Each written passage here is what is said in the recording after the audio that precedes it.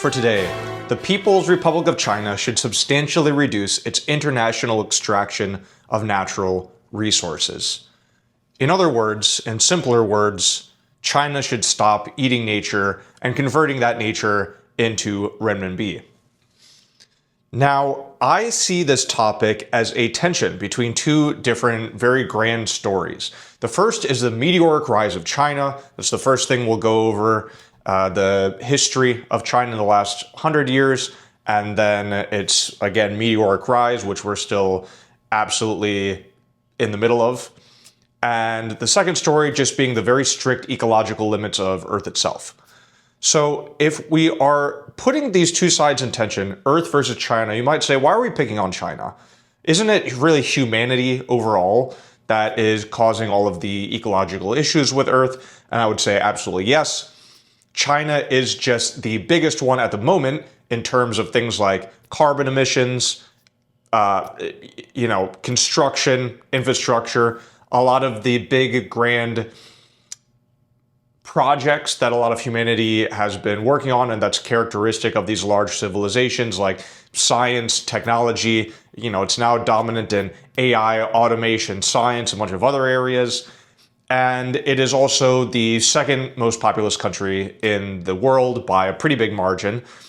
And then this populace also, they're not poor. A lot of them have a lot of money to spend. And so the impact on the environment ends up being kind of outsized. We'll talk a bit later about a lot of the other reasons that China really would be the one to focus on, at least as a proxy for humanity altogether. So again, you could replace China with any of the other countries that have dealt huge ecological damage to Earth, or just humans in general who end up causing a lot of chaos here for the Earth. But China is our topic for today, and it is really good stand-in, and there's a lot to learn from looking at China specifically. Great, great, great topic. I am very excited to be talking about it. So first, let's talk about China. China has something like a 5,000-year history, right? They're very proud of this. And we are going to take a look at essentially 100 years of history, right? From the early 20th century to today. That's essentially what we're going to look at.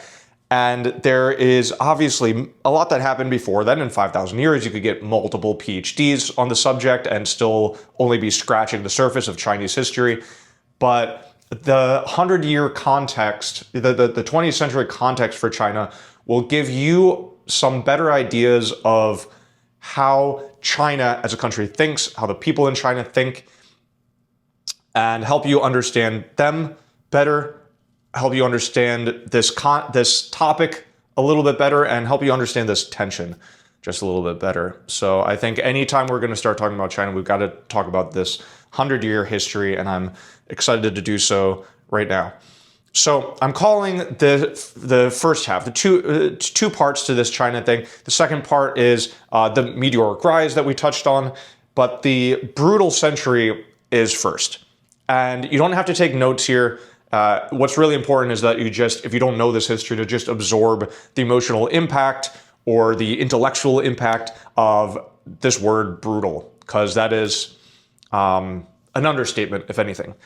So we start with the Xinhai Revolution in 1911. This overthrew the Qing dynasty, which is the last dynasty. China had many dynasties, emperors, kingdoms, over the years. But this was the very last of the formal dynasties and the birth of modern China, this sort of modern nation state of China. It was a revolution, but relatively bloodless in Chinese terms, 10 to 20,000 deaths here. Okay, next, there was a kind of a power vacuum that opened up after the fall of the emperor, and we had two different parties, the communists and the nationalists, start a civil war to vie for power. So here we have Civil War Part 1. Now, you see this was 10 years, right? And you might think, okay, 10 years is a very, very long civil war, but finally one of the sides won and China can be at peace. You already know that's not the case, right? So 1 to 2 million people died in this civil war, the communists versus the nationalists. And the reason that they stopped fighting wasn't because one side won or there was any kind of a resolution or there was peace terms. The reason that they stopped fighting is because they were invaded by Japan. And so, The Japanese invasion, what the Chinese call what we call World War II, the Chinese call the Japanese War, because that's what it was for them. I think it's important, if you're ever learning about World War II above and beyond like what you might learn in high school, which is sort of, stilted towards America, borderline propaganda, depending on what you're really reading. We think sometimes that World War II was the Allies versus Germany. That was really the war that Germany, Hitler was trying to take over Europe, and America and the UK and France beat Germany back, and that's what it was really about. The United States involvement with fighting Germany alongside France and UK was objectively a side theater, right? You can make an argument that the Pacific was a main theater, but if you want to look at the main theater, you have to look at where's the most fighting, where's the most action, where's the most deaths, and that would have been the Western Front of Europe, Germany versus USSR, okay? That's where the most action happened, was Germany versus USSR. The second front, if we want to say, okay, what was second, would be China, just in terms of the pure number of lives lost. The pure brutality would have to be the Japanese invasion of China. This also tells you why there's so much animosity even today from China towards Japan. It's for good reason. It's not for no reason. 15 to 20 million people killed in this Japanese invasion. Let me give you some context. If you're American, I really like to put these numbers in kind of an American context. The last time something really, really bad happened in America was the Civil War. That would have been 1860s. That was the last time something on this level, on any of these levels, happened in America, right? And you got to go back to 1860. Here we're talking about 1937. How many people died in the American Civil War? The most bloody war in American history, the U.S. Civil War, 600,000. 600,000 deaths. During the Japanese invasion, there was one, it wasn't a battle. They call it a massacre. The Nanking Massacre, the rape of Nanking. 300,000 people died over the course of a week.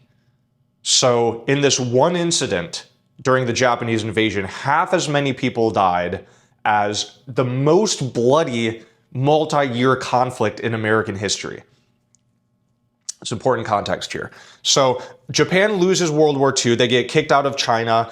Essentially, the two sides, the communists and the nationalists, have a kind of truce as they fight against the Japanese, push them out of the country, and then the Civil War resumes. Another several million people die here. Nationalists lose, get forced into Taiwan or flee to Taiwan, and the communists win. So now, if this was any other country and you didn't know what was coming next, you might think, the Civil War is done. The invaders got kicked out. We have a national leadership that wants the best for presumably the country or the people, has some big ideas, some utopian visions that they want to bring about. Now the Chinese people can be prosperous and at peace. Finally, after this brutal 50 years, they can be at peace.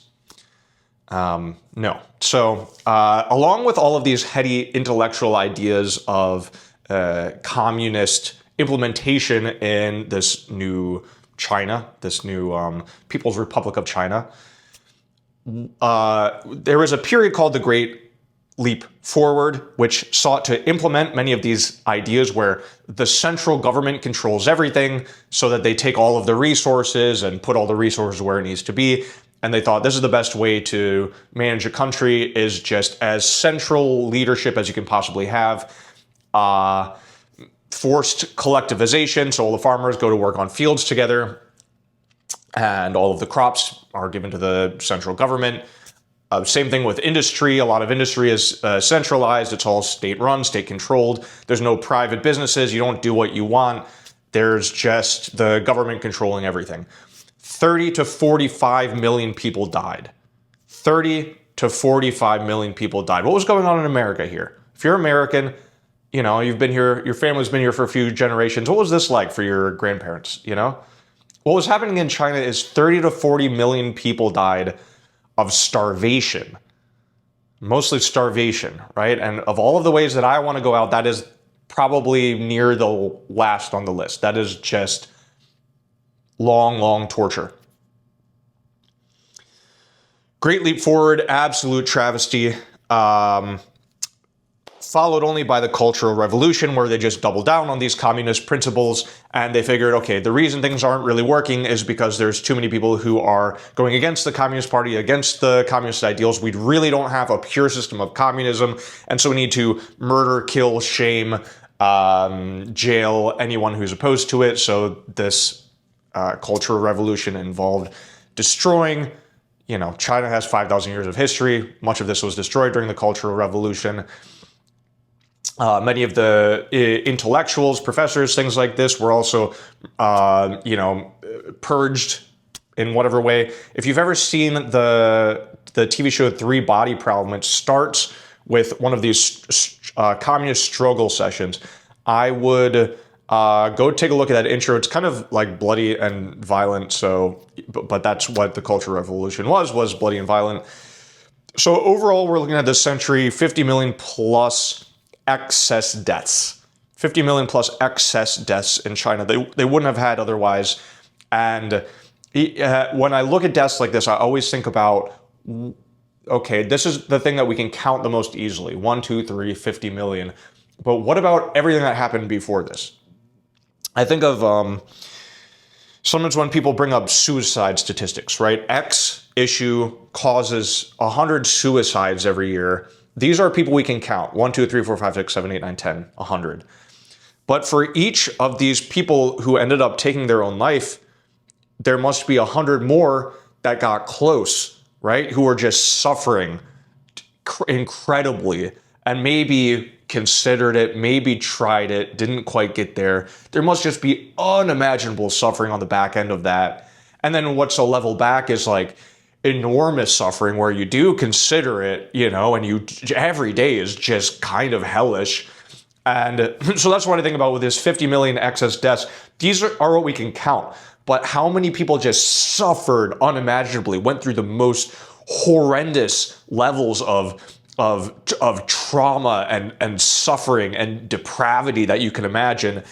Probably just about every person, right? Probably just about every person alive at the time.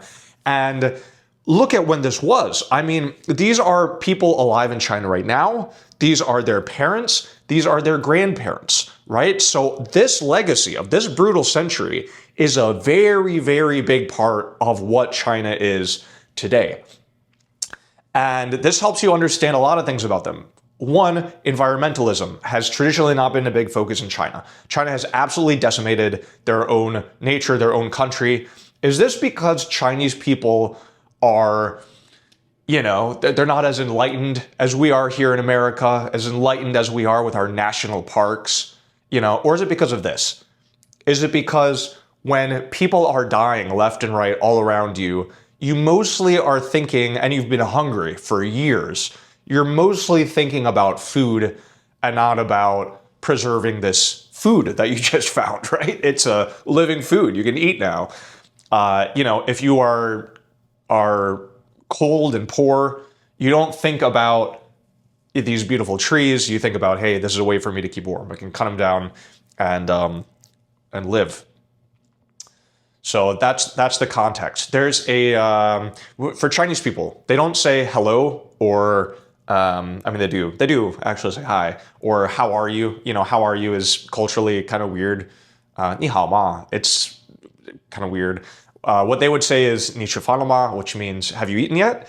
Why do they say, have you eaten yet? I don't really know the etymology, how far back this has been used, but again, this is a question that would have been very crucial for survival for a lot of people every day for a very long time. This might be a good reason to say, have you eaten yet?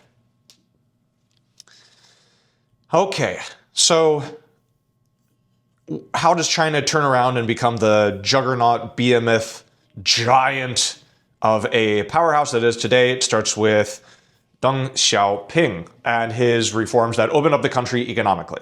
So his reforms included making it legal to have your own private businesses, ended state control of everything. The state control still controls a lot of things, but it ended total state control that just opened up kind of commerce more generally. Again, let people start their own businesses. It opened China to foreign investment from other countries, created special economic zones like Shenzhen, and essentially, again, this guy is the father, you could say, of modern China. Hundreds of millions of people lifted out of poverty thanks to these reforms. Tiananmen Square, 1989, a student democracy movement which also had economic roots, and this really brought home for the CCP that economic growth is what will lead to legitimacy. And so during Deng Xiaoping's reforms and also the Tiananmen Square sort of refocusing of the Chinese leadership, neither time were there political reforms that brought something like democracy. They're really just economic forms that bring capitalism. So these two ideas obviously can be separated. It's not that communist equals total state control. China shows it's possible to separate them. 1990s saw a huge manufacturing takeoff as China became the world's economy, thanks to an enormous population, very cheap labor, a lot of really poor people that just need jobs, opening up these factories, tons and tons and tons of labor for cheap, low environmental regulations, at least at the time in China. So China, this is also how China became crazy, crazy, crazy dirty. I wish I'd put a picture of a slide of a picture that I have from living. I spent 7 months in the north of China, a city called Harbin. They're famous for their ice festival. And at the time, I don't know what it's like now, this is 10 years ago, but at the time, all of the northern provinces had collectivized heating, steam heating, like you might have in New York or some other cities, where instead of you having a furnace in your house, you'll just have a radiator and it'll just turn on during some month and turn off during some months. So everyone kind of gets heating together. You have less control, but it's much cheaper and much more efficient that way. And the power for the steam plants were coal, okay? Coal-powered steam, but they weren't on the outskirts of town. They were these little coal plants that were just everywhere. So I lived in sort of an apartment subdivision across from a amusement park, and there was just a big smokestack right outside my house where they just put coal in it. And there was some days where you just couldn't, it was the most dense fog you could possibly imagine is what it looked like. There were, air quality indexes that go to, the measurements go to 500, and they would just be, for weeks, they would just be at 500, which means they're off the charts, right? Which means they could be 1,000, 2,000, who knows? Even 500 is like dangerous. Like you should not be breathing in 500, and it was way off the charts for even longer than that. Thanks to this manufacturing takeoff, just extreme ecological decimation of the country. 2001, the entry into the WTO, which really helped China to lock in its supply chain dominance, coupled with a big, very intentional regulatory push during the 2000s to lock down all of these resources, including raw materials, which are a lot of the things that we'll talk about today. 2013, the BRI, Belt and Road Initiative, you've probably heard of it. This is ports, rails, mines, bridges, roads, a lot of infrastructure that can have many kind of uses, but one of the main uses is really just economic for China to get materials in from other places and to ship their goods out to these places, just to link the commerce supply around the world to China as a hub, which has been done quite successfully. $1 trillion plus, I think it's something like $1.3 trillion right now invested into the BRI, the Belt and Road Initiative. 2015, a Made in China 2025 push, which sought to use but also distance itself from the Made in China label as being one of low quality. Again, if you are used to stuff coming from China from the 90s, dollar store stuff, or whatever, they try to make some speaker system and it would just suck, This is the China manufacturing of the 90s. As we know right now, it is incredible. It is always really, really good. Many, many, many sectors where they're number one and not even close. I'm filming right now on a DJI Osmo, which is just the most incredible camera I have used. The audio is great. The video is great. The capabilities are great. It's small. Batteries are great. It's a beautiful product. The only camera I've found for general use that's better than an iPhone. that's through and through Chinese. I mean, DJI, incredible company, but they have just hundreds of incredible companies. A lot of things you probably never heard of. Some you have. Xiaomi, huge fan of Xiaomi. What a company. Anyway, Made in China 2025, a big push to really get all of these high-tech industries up to snuff. AI, robotics, EV chips, aerospace, biotech, all kinds of things. And politically, some trouble, especially with the US. Period of strategic decoupling. Also with the EU. Some different spats where China would ban something, the US would ban something, EU would ban something, or put some regulations on trade. And both countries have seen some decoupling as they try to gain some kind of independence over their own supply chains. This happened with both the US and China. China has been stockpiling minerals, accelerating domestic chip production, stockpiling really a ton of things: oil, gas, water, food. So they're ready, for whatever's coming, whatever could come, they're ready. And then sort of just to the present, they have doubled down alongside the Belt and Road Initiative, Made in China 2025, strategic decoupling with controlling the whole vertical supply chain. So you, build a mine, you take the thing out of the ground, you your companies drive on the roads that you made, to the ports that you made, to the ships that you control, into Chinese ports, into processing those, metals, minerals, whatever it is, and then using those to make the finished product, and then being shipped out on your own supply chain. So complete dominance of the entire supply chain nationally from China. So that is where we stand now. Absolute dominance over all kinds of areas. All right, so this is the big story of China I wanted to tell. The brutal century and then the massive rise with just very smart, powerful, centralized leadership. This is a huge benefit of centralized leadership, that you can do things like this, going from just a hell of 60, 70 years to where you see China today in the course of 30 years or so. Just absolutely shocking story that I'm not even Chinese, and I am proud of them. I'm truly, as a human being, I am crazily proud of the nation of China. Okay, so the next story I will just show in graphs. There's not much of a story. Again, this is just, the impact of how completely humanity dominates the Earth. To the point where the Earth just can't take it. So this is global population.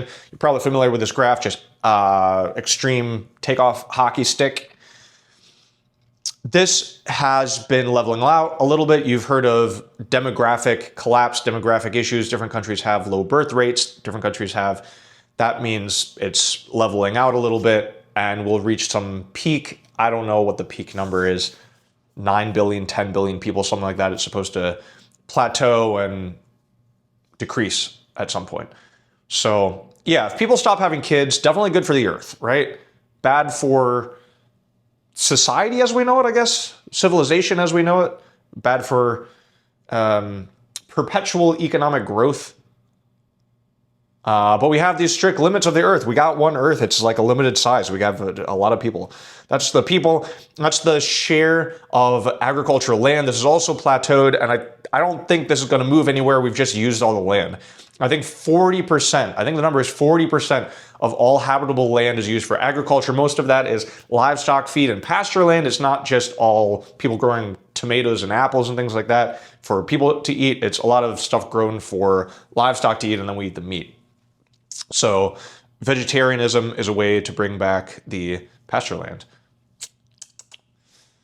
44% of habitable land used for agriculture. Interesting, if you haven't ever done this before, go on Google Maps, go to satellite, and just look at all the farmland, right? Start with Ohio, southern Michigan, where I live, Nebraska, Iowa, any of these Great Plains states, start there. And you'll just see, at a certain level, you can see all these squares. But then go look around Brazil, look around Canada, look around Russia, look around China. Just the sheer amount of farmland you can find, just, hundreds of square miles everywhere you look, just farmland. Interesting exercise. Here's what that looks like in North America. This is all farms. Technology advances across time. Last time we talked about AI, I showed a very similar graph to this. Just that, fire was a very important invention, and then it took thousands of years before we got from there to writing, and then thousands of years to get from that to, does it have here? The water mill, and maybe hundreds of years to the next thing, hundreds of years to the next thing. And as these very fundamental inventions build on each other, we're at the point now where we have fundamental inventions coming out every decade, right? Or sooner, perhaps, because each of these fundamental inventions helps us to build the next one. So very, very, very fast technological growth. Energy consumption goes along with that. Another thing that's plateaued, we're not really using more energy than in the past. AI might change this. Okay, so that's in graphs, just humanity has dominated Earth. I don't really have a whole lot to say other than that. It's absolutely dominated Earth. And the Earth is, as many people are realizing, at a kind of a breaking point. Certain species, certain ecosystems, certain biomes, and just the Earth overall, our atmosphere, our climate has been massively perturbed by humanity. In fact, I'm very impressed by Earth at how well it's done so far, but holding things together. But this is the tension we see, I think, in this topic, is Earth has certain limits, and China is continuing to push them to the brink with its massive bullish growth. Again, not trying to pick on China particularly. We could pick on a lot of other things, but that's our topic for today. Let's talk about a few terms. So first, PRC, People's Republic of China. This is the Chinese government. Things that will be topical will be state-sanctioned projects or state-supported projects. So the government controlling, approving something, any big Chinese company doing something, anything related to the BRI, anything involving loans, subsidies, BRI projects, state financing, diplomatic report will all count for our actor PRC. It is not anything that a Chinese individual necessarily does. So I could see some cases of, Chinese wildlife smugglers, for example, this not counting. The official government position and everything they do is against wildlife products. Maybe some people still smuggle it in. I don't think we can count that as topical. Or not other governments, even if China built their facilities or buys from them, I think they probably also don't count. So if China is importing coal from Mongolia, I don't think that counts because that's not China doing the extraction, right? That word extraction is important here. So that's the PRC. Another note here is that, especially if you're new to debate or just whatever, there's many things in this topic that will be bad for America, and that might be okay. Right? If we have an American topic where the US government is the actor and we say they're doing something that will give them an edge over China, that will hurt China, that will destabilize China, because China's our major strategic adversary, that might be okay. So same thing here. China does something that destabilizes, weakens, gives them some leverage or control over the US. Maybe that's a good thing, right? Because we're their geopolitical adversary. Maybe that's a good thing. If you wanted to say something that the Chinese government should do something that's bad for China, you're getting into really weird, self-destructive arguments, which I just don't think will fly. So essentially the PRC should do something if it's good for the PRC or for the people of PRC or for the world, because China is part of the world, right? So is it worth them tackling climate change? Yeah, because they, live in this climate. Same as everyone else. International, so not in China, not off Chinese waters. There's a ton of mining that happens in China, doesn't count. Oil and gas rigs off the Chinese coast don't count, that's in their territory. Natural resources, this will be something like minerals, timber, fishing, any kind of rocks or any kind of wildlife. Not people, not tech, not data. Space, probably not stuff in space, namely because we're not doing it. No one's doing it. China's not extracting natural resources from space, and so it probably doesn't count, but I don't know. It's debate, You can be clever here. A note on evidence recency. Make sure whatever arguments you're running, you've got the latest evidence for it, because things are cleaning up very quickly in China and Chinese supply chains. Some of it is just rhetorical, right? So, maybe the government just put out a statement that like, we're going to clean this up, and they haven't really done it yet. And that's fine, but you just need to be up to date on what exactly is going on. Evidence from 3 years ago will be too out of date for some of these, some of the resources. So minerals, timber, fishing, all cleaned up significantly. They're all not as bad as they used to be. It doesn't mean they're not bad. It doesn't mean China shouldn't significantly reduce them, but there's some amount of cleanup. Sand is a really great example. So I have this card, Brambat 925, that's like 2 months ago, 3 months ago. So pretty recent. 90% of sand used in Chinese construction is now manufactured. So if you wanted to run sand dredging, sand mining, because that, 3 years ago, that would have been worth talking about, don't do it now, because it's all artificial now. Not taken from the ocean. Okay, let's get into resources proper. So we're not going af-neg today. We're just doing, resource by resource. The vast majority of the arguments, evidence, impacts are going to be on metals and minerals. Metal is what you see in the periodic table, just an element like lithium, cobalt, copper, that's a metal. And then mineral will be how it's actually found in the ground. So you dig something up and it's a mineral, and that mineral can have metals inside of it or a bunch of other things inside of it. So you'll hear both of these terms, metals, minerals, they essentially are the same. Different categories that are going to be important. Industrial metals, especially for any kind of construction, also for weapons. There's a lot of specialty metals used in defense or weapons, but they primarily use these standard industrial metals, iron, aluminum, silver. Uranium has nuclear links, so that can be good. I don't know a whole lot about Chinese international extraction of uranium, but that could be good. And then, specialty metals, tungsten, antimony, gallium, germanium, a bunch of other ones. That's going to be on, industrial or structural metals, just things we use for most metal things. Transition metals would include lithium, cobalt, nickel, copper, graphite, a number of other ones. Transition here is the transition from fossil fuels to clean energy. So any metals that are crucial for this transition to happen, you could call them green metals, green minerals. And China, they're gonna be a big part of the elements, or a big part of the arguments. So if metals and minerals are the main argument, the main sub-argument or impact would be, climate change, and will be all transition metals. Rare earths, you'll hear different words here: rare earth elements, rare earth minerals, rare earth metals, or just rare earths.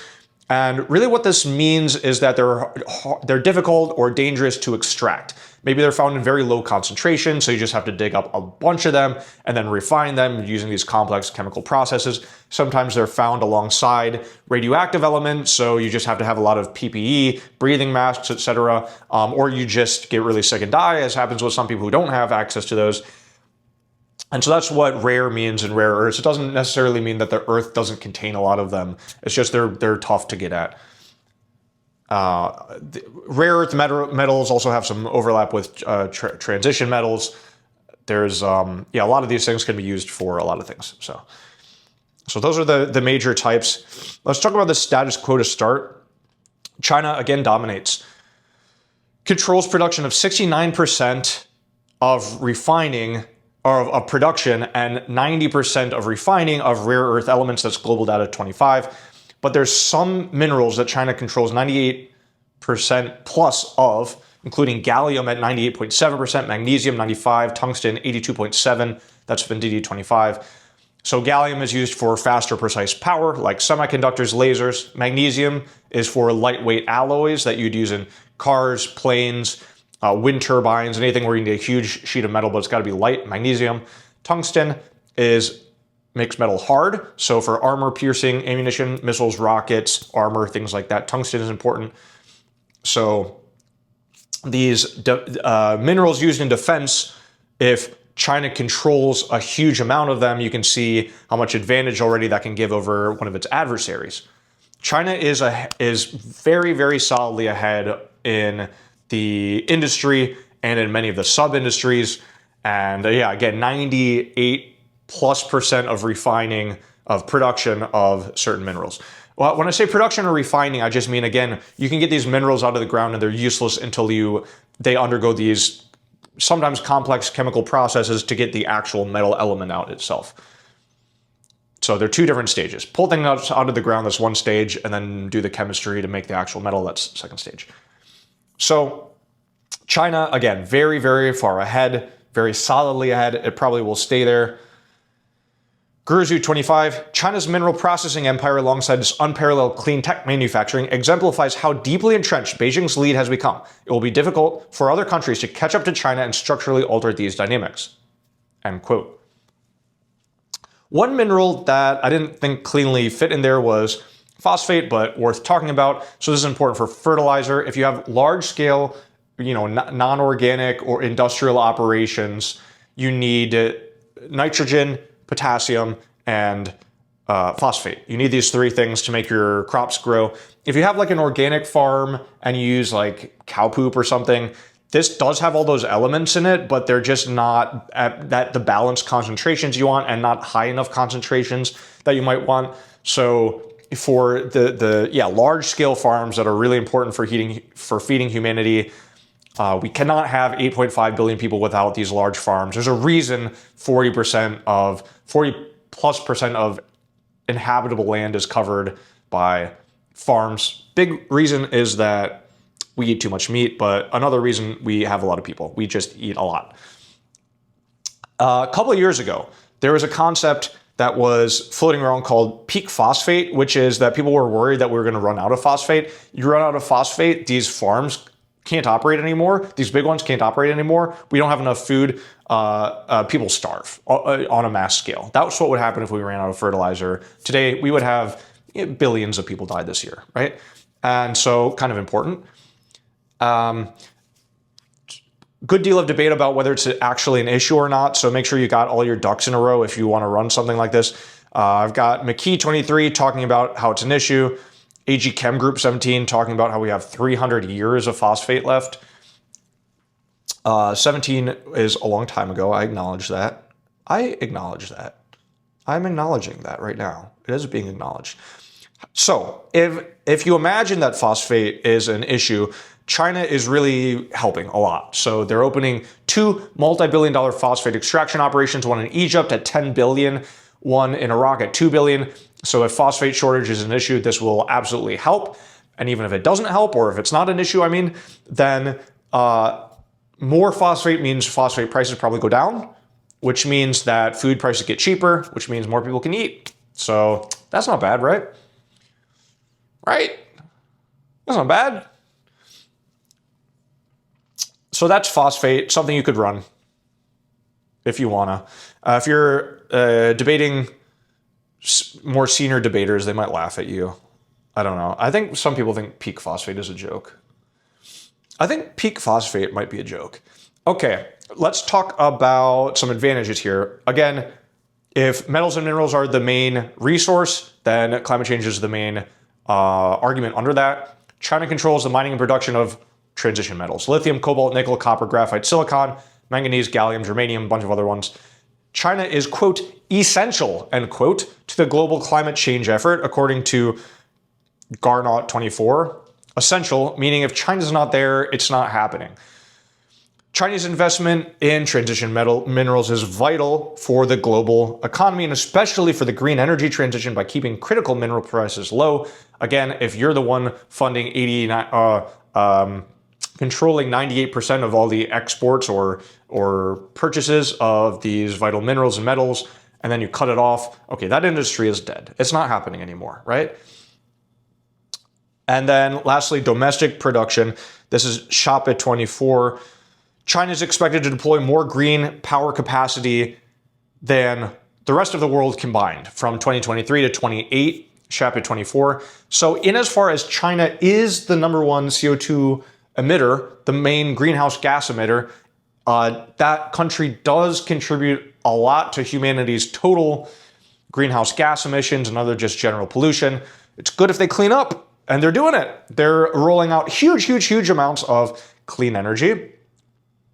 but they need the minerals to do it, right? So if they substantially reduce their extraction of these metals and minerals, then they will probably substantially reduce their own domestic production of green energy, which we need them to do. Climate change is number one. Next, we can talk about the local investments. So if you go and build a mine in a certain country, that can be good for the country. They've invested $20 billion so far in mining operations. Copper mines in Peru, cobalt mines in DR Congo, a bunch of other ones, especially in West Africa and South America, some in different parts of Asia as well. That's Carbio et al., 24. 20 billion, it's a lot of money. Now, does all of this go to the country? No, plenty of it goes back to China, Chinese construction companies, Chinese workers, etc. But some of it goes to the country. And of that money going to the country, does that all go to the people to make the country itself better? Nah, nah, but some of it does. You can look at jobs, for example, up to 90% of jobs on given extractive projects by China are local jobs, huge amount of jobs given to people. So these are some ways where it can help local people. I don't think this is a real solid argument. We'll see why later, as you might imagine. These aren't the best jobs, but this is important to know. There's a certain angle where it can be good for some people. The benefits to the globe. So this just involves the fact that China makes everything for the world. So China uses these natural resources to make everything for the world. China stops extracting the natural resources. The world doesn't have these things anymore. So wood products, Lang and Zhou 25 talk about how European wood products and furniture are pretty much all from China. And it's probably the case for a bunch of other furniture, to be fair. Got a nice wood table down here. Is it from China? I don't know. I would say probably. I'd say it's probably from China. And so, yeah, China stops its, logging industry. These things all stop. Clean energy, again, keep coming back to that. Shapit 24, quote, an effort to rapidly remove Chinese manufactured clean tech products from global markets would result in a 20% increase in capital expenditure from 2023 to 50, amounting to $6 trillion in additional costs globally. So if something costs $6 trillion more, good chance it just doesn't happen or it happens more slowly. We don't want that to happen. China should keep extracting natural resources so we can keep the green energy push. I'm just checking my battery on the DJI Chinese. All right, next advantage is political leverage. Because China controls so much, it can really set the terms of trade, including cutting off countries as it's done already with Japan and the US. China can use its domination of the mineral supply chain as leverage over competitors. That's Lisinski 825. In 2010, China banned rare earth exports to Japan following a maritime dispute where Japan arrested a Chinese ship captain. However, since then, Japan has taken big steps to diversify its mineral supply chain. China is still absolutely dominant. Japan is still absolutely reliant on China for these things, but Japan has taken some steps. These kind of economic levers that you pull, a lot of times they're kind of one-time use because countries do have some flexibility and choices. And so once you say we're cutting off your oil, the countries just adapt. They buy the oil from somewhere else. Same thing would happen with soybeans or minerals. Japan obviously doesn't want to be beholden to China, so it's taken some steps to diversify. Let's talk about the US, though. This is a great card, and I think I've got slides about the US de-risking. China has a chokehold on the minerals which are used in the making of electric cars, electronics, and military weapons. It has tightened its grip over rare earth exports. These curbs have dealt a major blow to the US, whose industries are heavily dependent on imports of the precious metal. This leaves the US particularly vulnerable, as there is no capacity outside China to process heavy rare earths. Between 2020 and 2023, the US relied on China for 70% of its imports of all rare earth compounds and metals. Defense technologies, including F-35 jets, Tomahawk missiles, and Predator unmanned aerial vehicles, all depend on these minerals. It's per 1025. So, yeah, links here to US hegemony, to Taiwan, to South China Sea, to Chinese expansion, controlling all of the things that the US really needs for its military is huge. But the U.S. has been de-risking itself aggressively through a number of projects, so government projects, securing domestic supplies, Department of Defense investments. There was a major magnet company that the Department of Defense just said, I don't know if they became part owners or something, made some big investment, but they essentially said, we'll buy everything you produce for 10 years. 10 years, every product off your shelf, we will buy. Pretty sick contract, right? That's pretty cool. That's a good business, right? If you got the DoD buying all of your stuff for 10 years. But, the Department of Defense, they want access to these things, right? They want to make sure that they're not, again, reliant on China if China were to cut them off. Now, U.S. and China are really dependent on each other despite this decoupling. So as we've seen, the U.S. has levers to pull as well, but it is true China is very, very, very dominant. U.S. has also been de-risking itself through investment. Private industry, JP Morgan launched a $1.5 trillion security and resiliency initiative to invest in these projects to keep U.S. supply chains resilient. That's Crooks 25. Okay, so these are all the good things about metals and minerals. Let's talk about the bad things. You might already be able to think of some. I'm going to start by just showing you a bunch of pictures. I already showed one to you. I actually already showed you one if you were paying attention. So this is what you might call an artisanal mine, just dudes digging in the ground. And if there was something in this area that was profitable, like diamonds, maybe you're just looking for a diamond, you find one, cool, jackpot. And I'm not saying these are all like, these are kind of the worst conditions that you could have in terms of mines. People are not going to have a lot of safety equipment, clothes, structural support. You're going to have people getting buried, things collapsing on them. A lot of these people are very poor, and there's no regulations around these kind of mines. But just mines in general, you're digging a big hole in the ground. That's what you're doing. The kind of old timey mines of like following a gold, what do you call it?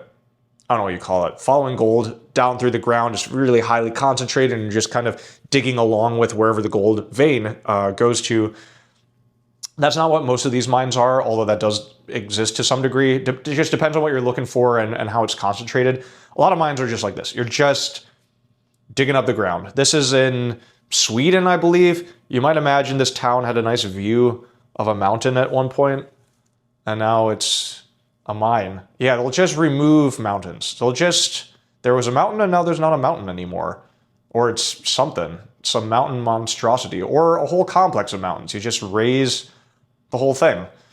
So I don't have to really explain to you why this is bad for the environment, right? This is pretty self-explanatory. If you remove all of the environment, then that's bad for the environment.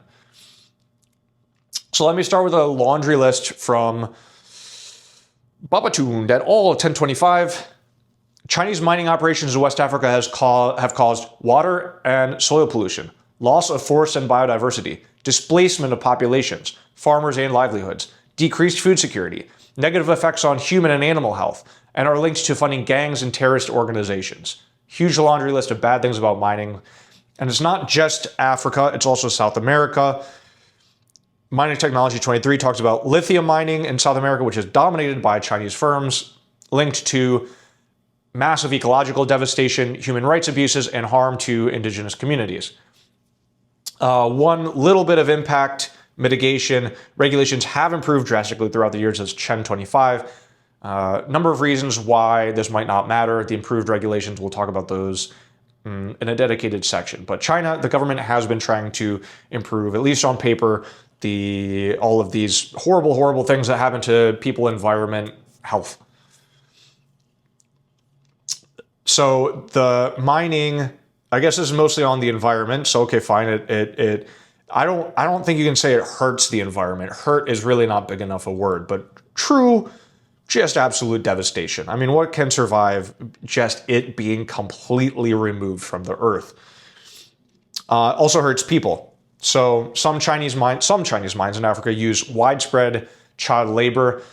Many are associated with physical, mental abuse, poor food and living conditions, low wages, and retaliation for demanding better treatment.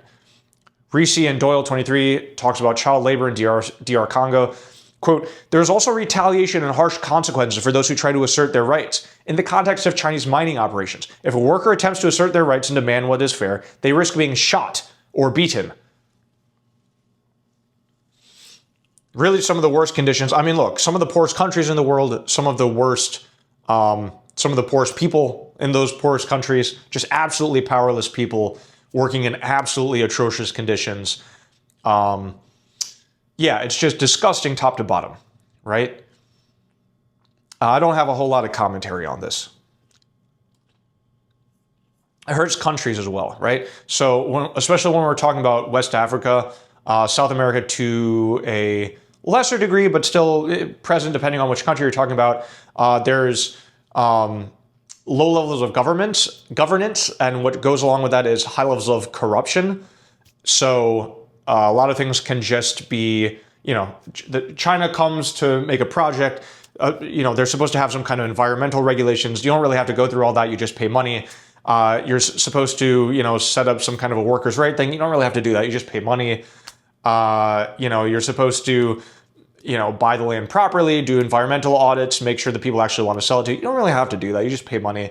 This is just what corruption is. Where does all that money go? Does that go to the people? Of course not. It goes to the rich, to the elites. This is what corruption is. So many of these projects, they don't help the actual people of the country, right? They only benefit the rich elites. And in fact, they greatly harm the local people because, again, these people are being displaced. Their food and water and air are being poisoned. Their economies are being taken over by these mines with, again, atrocious working conditions. So, yeah, really, really bad for a lot of the people. Although, this is always a question I have, when we talk about these things that are terrible for people in whatever context, I always wonder about the counterfactual. Like, are their lives better without the mines? Because, I mean, it's not, okay, you take away the mine, it's not like you're left with, high-tech coding jobs in Silicon Valley with crumpets in the break room and sleeping pods. Like, that's not what you get if you take away the mines. I don't know what you get when you take away the mines. I don't know. Do you only have the artisanal mines, which are absolutely worse? Or what? It's horrible conditions. When it comes to this topic, China should substantially reduce its extraction of natural resources. In AF's world, are these people, are their lives better? I don't know. This is a question. I don't know. I know their lives are hell right now. I don't know if it's better without the mines. All right, so I have so that's advantages, disadvantages of mining. I have a whole other mining section, which I thought I'd separate because I did. Okay, so it's called deep sea mining. And deep sea mining means going in the deep sea and picking these things up. They're called polymetallic nodules. They're rocks on the bottom of the ocean. And they're formed over millions of years. Absolutely fascinating. So they usually start on like a little piece of shell or a bone or something like that, a little rock. And then minerals start to accrete on that thing. And a lot of these minerals are charged, so they'll stick onto things with different charges. And so they'll stick onto a little shell, and then other things will stick onto them. And just over time, they'll grow bigger and bigger and bigger. But these happen over millions of years. So the rocks grow at 2 to 10 millimeters. 2 or 3 or 4 or 5 up to 10 millimeters per million years. So you look at a rock like this, I don't know, it's got to be like 10 million years old or something, right? I don't know. I'm not a water geologist. Pretty cool though, right? I kind of want one. If someone wants to send me a debate track gift, send me one of these. I think that would be super cool on the shelf.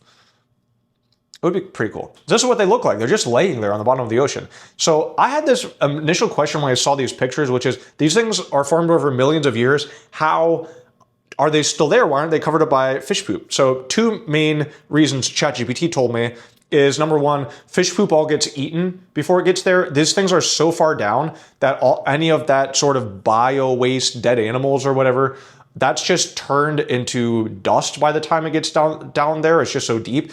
Most of it is eaten. So a lot of the organic waste gets recycled on certain water levels and doesn't even make it all the way down.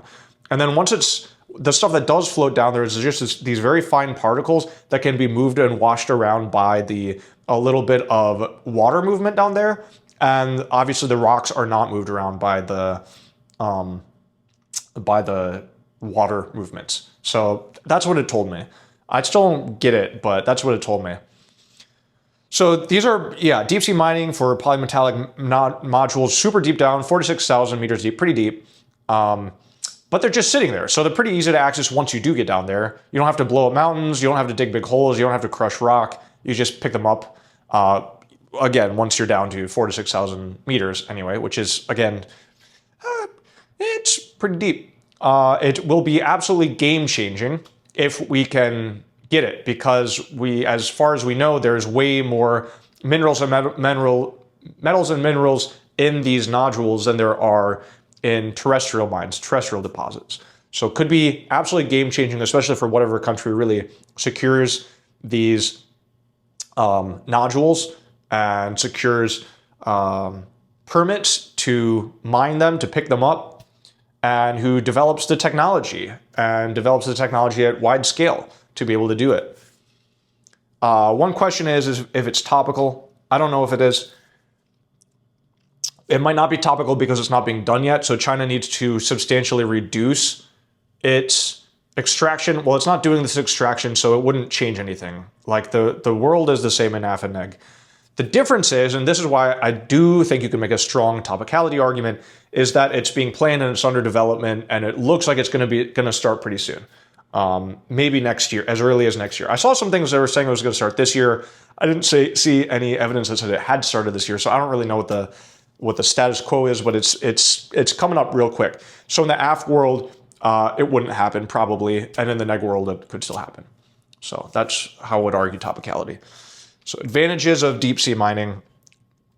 Resource control. Deep sea mining bestows many benefits on China, including military applications, natural resource scarcity, and diplomatic opportunities. What else? Also, there are dual use purposes to exploration. So in order to find these things, there's a lot of exploration that has to be done.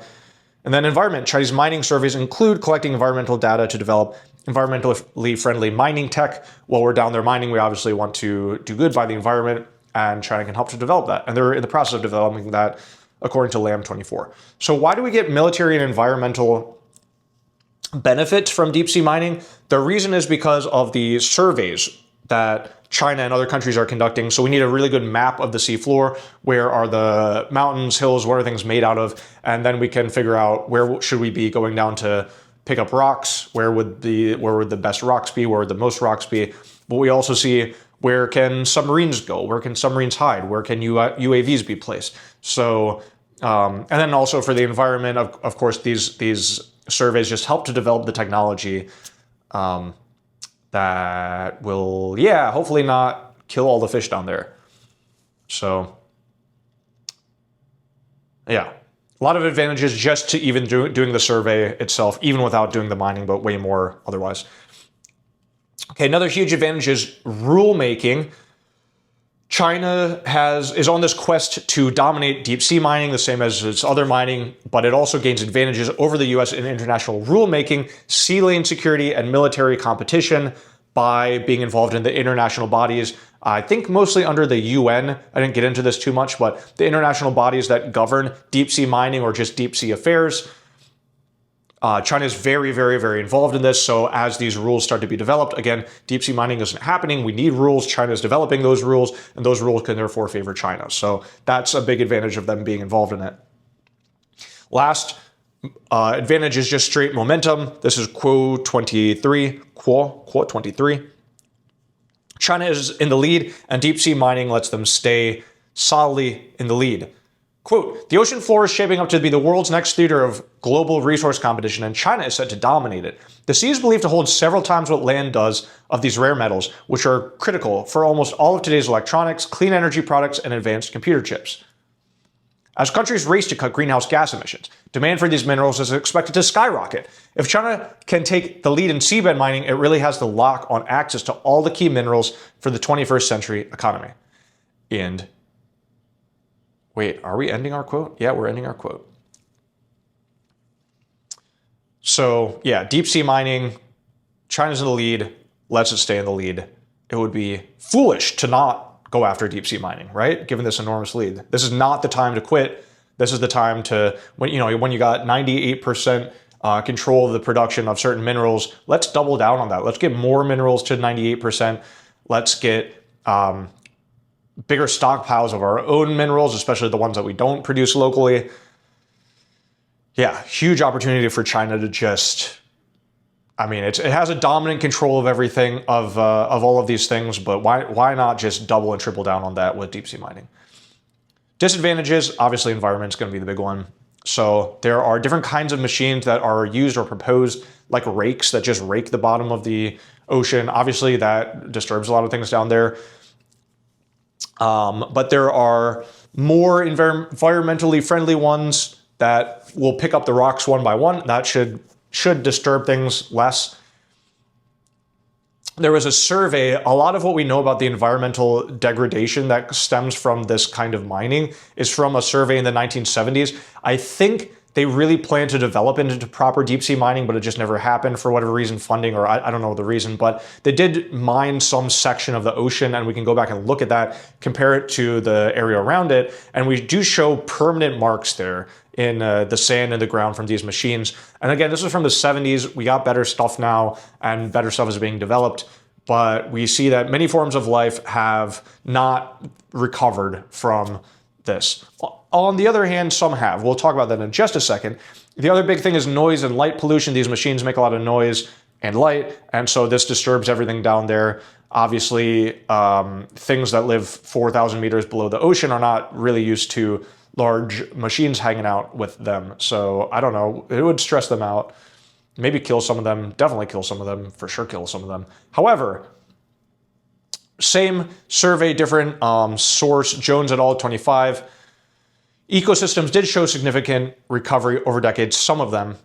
Quote, organisms, including sediment, macrofauna, mobile deposit feeders, and even large-sized sessile fauna, have begun to reestablish despite persistent physical changes at the seafloor.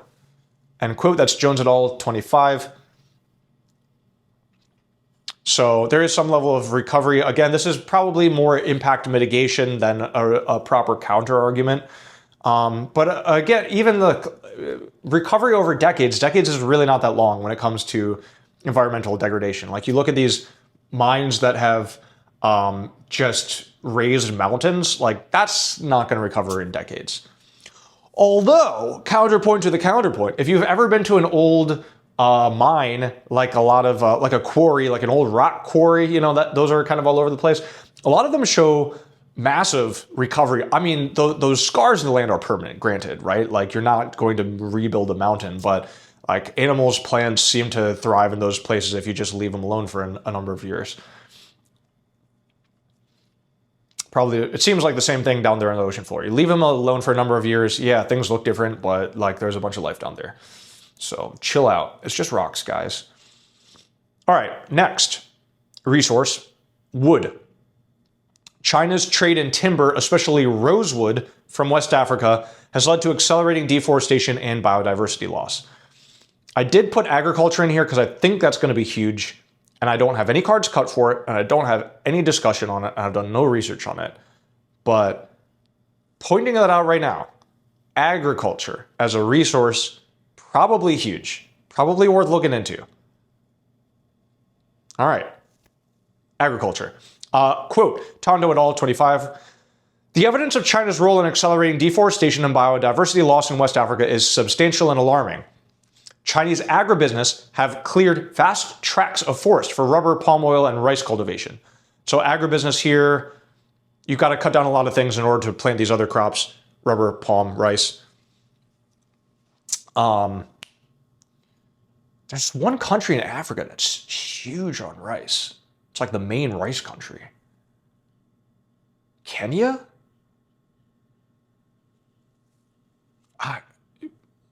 Look that up. It's fascinating. It's a bunch of rice in some part of Africa. It might be from there.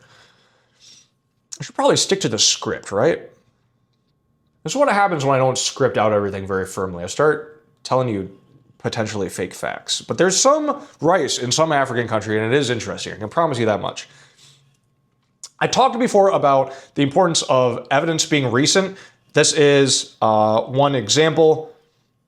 So regulations have improved recently. Sheng et al. 23.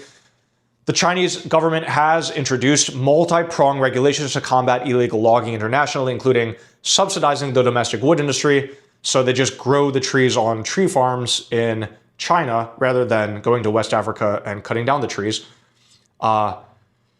Introducing green procurement policies, so making sure that you are only cutting down trees in certain areas, certain regulated areas, and requiring legality certificates for imported wood. That's all Sheng et al. 23. We've seen big changes for wildlife we'll talk about in a few minutes.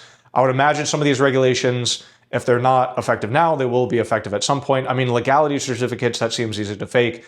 A lot of these things seem like you could get around them with some, but the Chinese government has tried to change it with these regulations. All right, next is fishies. China has the world's largest fishing fleet, operating in all of the world's oceans at a mass scale and fishing at levels that could lead to ecological collapse. That's Myers et al. 23. Quote, having severely depleted stocks of its own coastal waters, China now fishes in any ocean in the world on a scale that dwarfs some countries' entire fleets. The fleet has also been linked to illegal activity, including encroaching on other countries' territorial waters, tolerating labor abuses, and catching endangered species, end quote. It's Myers et al. 23. So really, really, really bad, especially depending on the part of the world you're talking about.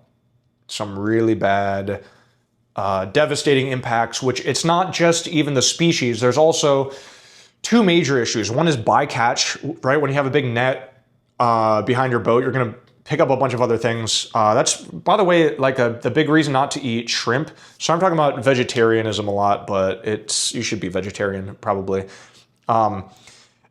Shrimp, I don't think they have a soul, and I'm okay with eating them. They're bugs, essentially, to me. But it is the number one creature in the ocean that's harvested that has the most bycatch, from what I understand. So that shrimp itself, not a big deal, but just huge ecological calamity anytime they are caught in nets. And so same thing with this fishing. Bycatch is a huge thing. It's just having all of these other animals that you just throw over the side that just die. It could be mammals, other fish, other things. There's a lot of things in the ocean, Second major issue is just the ecosystem, right? So if you go to harvest a bunch of squid, well, fish love to eat squid, right? They're kind of small, they're nice and chewy. So you take all the squid, now all the animals that eat the squid are going to die. So those are two of the major issues. Again, on evidence recency, we have reached peak badness for the fish and are now getting better. This is Zhang and Donald and May, 424. China has drastically reduced its fishing fleet, limited total fishing limits, they've capped them, and is pivoting to marine aquaculture aggressively.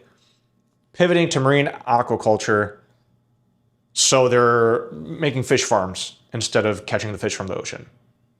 Fish farms. Much better for the environment, about the same for the fish. Worse for the fish. Wildlife. China has a very large demand for animal parts, souvenirs, and in Chinese medicine. Tondo et al. 25. A lot of Chinese people, they love like beautiful art around their house. I feel they have maybe a better aesthetic sense than at least Midwestern Americans. I'm not talking for all Americans, but we're not like famous for our aesthetic taste. The Chinese are. A lot of their houses, they just like do a really good job with interior decorating, But a lot of these things, souvenirs, statues, pieces of art, some of them are made out of wildlife. And so that's a big thing. That's kind of one part of this big demand for wildlife. Another thing is a lot of them are rare and illegal. And China has a very materialistic culture. And part of what goes along with high levels of materialism is class signals. Class signals. So you have some money, you want to show that you have some money. Not just have the money, you want to show that you have the money. And the way to do that is to buy the expensive things. Doesn't matter if the expensive things are good or if you want them. No, that's not the point. The point is they're a class signal. They show I got money. Again, I don't want to generalize over a billion people, but cultures do have differences, So a lot of these wildlife animals and animal parts are rare, and at this point they're illegal, and therefore they're very expensive, and therefore rich people want them because you have this thing, you can show it off. I'm rich, you know? Tondo et al. Quote, where are we here? Do I got a slide? Tondo et al. China's timber harvesting, infrastructure, construction, agriculture investments, and wildlife trade have contributed significantly to deforestation and biodiversity loss in West Africa. The convergence of high domestic Chinese market demand, weak governance across West Africa, lapse enforcement within China, and corruption has created a perfect storm of environmental degradation. Ivory has been a big one in the past. Exotic pets, pangolin scales, rhino horn, tiger bones. These are all used in Chinese medicine. I'm a big fan of Chinese medicine where it's appropriate. Here it's not appropriate. I mean, a lot of it is just unproven nonsense, right? A lot of them, you know, and again, like a rhino horn, you feel like, I think, more of a man for some of these people. And you have that kind of association with this large and powerful animal. And it's really expensive, so you figure it must work better, and maybe you want to show off that you got it, instead of taking a Viagra, you know? And I say Viagra because that's what a lot of these things are used for, as substitutes for Viagra, which works great. So, I don't know, rhino horn. Shark fin soup, this is another big thing. Do I have a slide with all of these things? Yeah, shark fin soup, which is just they cut off shark fins, throw the living sharks back in the water from videos I've seen. I don't know if they still do this. Hopefully they kill the sharks at this point at least. But this has driven, just this shark fin soup has driven shark populations down dramatically. I don't know if any of them have gone extinct yet thanks to the Chinese shark fin soup, but I wouldn't be shocked. Battery running low. Let's keep talking. Tabata bladder is a fish. Tabata is a fish found off the southern coast of the US, northern coast of Mexico. And there's a swimming bladder. It's just like a dried fish organ. You look at a picture of it and it looks like a dried fish organ. Also used as a Viagra substitute. Guys, they got pharmacies over there. Tabata bladder, super, super valued in China. Very, very expensive, given as gifts sometimes, or just to show off, or used as Chinese medicine for, you know. So Tabata bladder. The big issue is that there's bycatch. In the same waters, there's these kind of porpoise dolphin-looking things. They're called vaquitas. Now, the most endangered marine mammal in the world because of fishing for this fish that has a bladder that they dry for Chinese markets. Again, evidence recency is important here. So, Shi et al. 124 talks about the ban on ivory that led to a 50% reduction in elephant poaching. Zhang 22 talks about a large-scale crackdown that happened in recent years. So these do seem like effective measures the government is rolling out to really put a stop to some of these things. Good job, PRC. Last section will be about regulations and standards, kind of a general discussion of this. We've touched on it in some other places, but we'll talk about it a little bit more. So again, timber, fish, wildlife, and other areas have had some improved regulations. China is now rolling out ESG guidance to all of its companies. That's environmental, take care of nature; social, take care of the people; governance, make sure you actually enforce this. ESG standards is rolling out the guidance to Chinese companies. That's Interest 24. Chinese companies are already encouraged to follow international environmental standards, which are higher than local standards in which they operate. That's Nidapol et al. 21. So there's an argument there that if a Chinese firm is doing the extraction, that's better than a local firm if they're following international rules, which are going to be higher. Nidapol et al. 21. Chinese ESG standards, according to DeCarlo 24, are increasingly converging with Western standards and international norms. It's not that we have high quality standards with Europe and the US and low quality standards with China. No, they're converging increasingly. Again, if you have an idea in your mind that China makes low quality things, doesn't care about the environment, is corrupt, can't be trusted to manage natural resources or not exploit other countries, sure. On the one hand, sure. Yeah, this is all, there's fair points to be made here. But number two, remember the brutal century. Keep this in mind, when you have some context. And then keep in mind just the trajectory. So if China is bad, it's getting a lot better, right? At least you can at least say this. They've gotten much better very quickly. Because of this, because of their increasing adoption of ESG standards and standards that increasingly are just looking like the same ones that anyone else uses, DeCarlo24 says that they will help to spread these regulations globally. The significance of these developments extends beyond China's border. I should have a slide. I should. Do I? I don't know. I should. The significance of these developments extends beyond China's border. As the world's largest producer of many critical minerals, China's adoption and promotion of ESG standards have the potential to reshape global supply chains. This could lead to improved environmental and social practices in resource-rich developing countries. But, counterpoint, many of these countries have weak governance, so they have little incentive to follow ESG requirements. The Chinese companies have little incentive. Sometimes I've heard it said that the companies will just follow the lowest level of standard they have. So if they have, international standards, Chinese standards, local standards, they'll just follow local standards. And many of these companies do operate in places with very low local standards or standards that you can just bribe your way out of. That's Carballo et al. 24 talking about the weak governance. Also, many of these rules that the Chinese government makes are just suggestions. They're not requirements. So it's not like you'll be fined or shut down for not obeying them, depending on who you are, what the company is, where you operate, depending on a lot of things. But they're really just suggestions. That's Chen 25. And you'll hear this counter argument a lot in the evidence that fine, there's all these regulations, but they're not really, they don't have to follow them and they don't follow them. Lang and Zhou 25 have something to say about this, that in the Chinese context, voluntary CSR standards are de facto obligations. So kind of mob style, like, I think you should have a seat, I think you should go get me a cup of water, I think you should drive to his house. That just means you gotta or we'll kill you, right?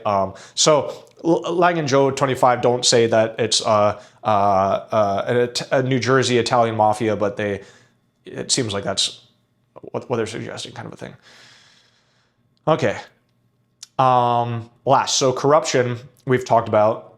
An ongoing issue in many of the countries China operates in, also a big part of Chinese culture, so there's not a lot of cultural tension there, a lot of cultural pushback. If you're an American and you go to a corrupt country, a lot of times you have issues, maybe getting used to it. Like you feel like giving a bribe is a bad thing, as like a moral failure or something, or you're just not used to it, or you're not really sure what people are asking for. So you'll have this tension, and you could imagine an American company going to a place that's very heavy on bribes. I mean, obviously, if you were a competent company, you would hire someone who's not confused about what's going on in the culture. But you could imagine some kind of friction, right? Some kind of we want to do things the proper way. We don't really want to be bribing our way past regulations. Let's just follow the regulations. That should be good enough, right? You could imagine someone or some company having some of this. That doesn't happen in China. Chinese people are very okay with and used to corruption. A lot of good sides of that too. I mean, it's a Confucian-influenced society with very tight family and social bonds, really tight bonds, and there's a lot of methods they use to form those bonds, maintain those bonds, strengthen those bonds. There's a good and a bad side to it, let's say. Okay, brief summary of arguments to end. China should reduce its extraction of international resources to stop environmental destruction and the exploitation of countries themselves and human rights abuses. But it should continue to do it to fuel the green revolution. A lot of these metals and minerals, transition minerals, are very important for this, to help preserve and even build the power of the PRC. PRC is absolutely dominant, absolutely in charge. Let's keep that going, right? Help countries and help the world by continuing to fuel the world's use of natural resources and products, keep prices low, and then also spread good standards around the world through ESG practices. So that is your lecture. I hope you've enjoyed. Thank you for hanging out with me. As you can probably tell, I'm experimenting with a bunch of different lecture styles. So we'll see if one of these takes off, or if if they don't. I've still got a few more lectures to give it a shot. Thanks again. Please leave a comment if you have anything to say, anything to comment, including like an emoji or a thumbs up, a shovel emoji, or if you have nothing else to say, just give me a thumbs up, give me a like. I'd appreciate that. And yeah, be well, take care, be kind to yourself, be kind to everyone else, have fun with this topic. I think this is one of my favorite topics in a while. This is a good year for debate topics. I am quite happy by this. This has been a blast to research, very fun to talk about. So, peace.